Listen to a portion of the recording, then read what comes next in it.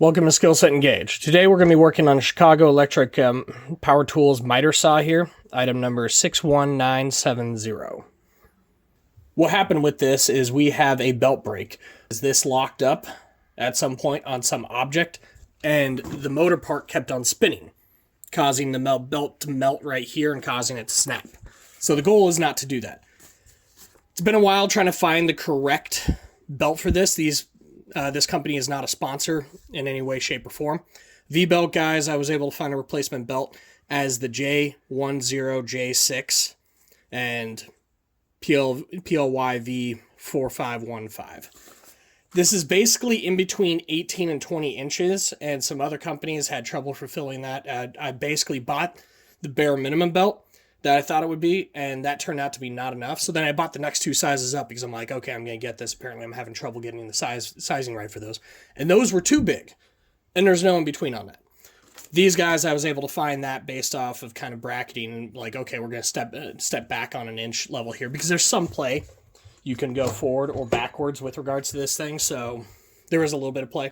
I'm missing a screw right here. It rolled on back behind the table here. So such is life. I'll find it eventually and forget what it goes to, or I'll try and put it back in.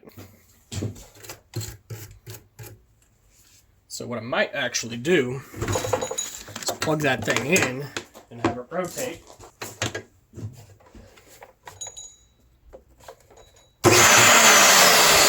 Now it's rotating that way, so I would want to make sure I'm very careful with how I apply it. And I'm getting some of it out, but it's taking a moment.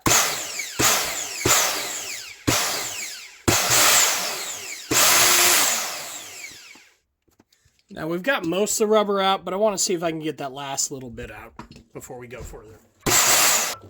Slid this back here. We're able to get the belt onto there, and then we're able to slide forward in such a fashion that creates enough tension. And, all right, making sure that your torque settings on your drill are not too extreme. We're going to then apply pressure onto the motor to make the band taut.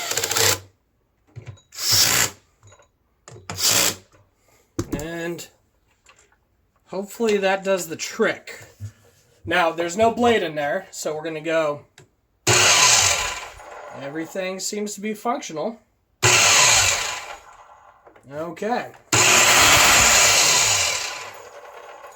All right, with that, we're going to button this puppy up.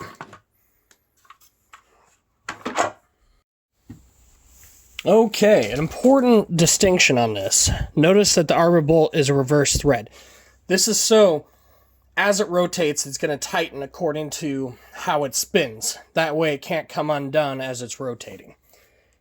Instead of your standard lefty-loosey, it's going to be righty-loosey.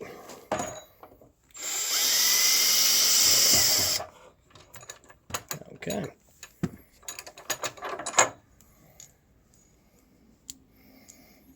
This washer's seen better days.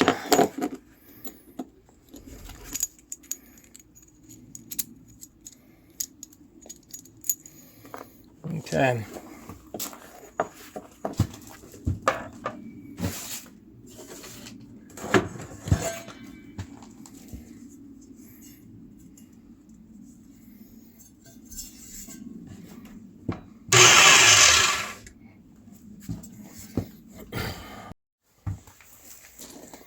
Alrighty, important to remember, we're reverse threaded on this one, and make sure that you don't just start by trying to, so lefty tighten, and you don't just start by trying to actually do it with a drill or anything else like that.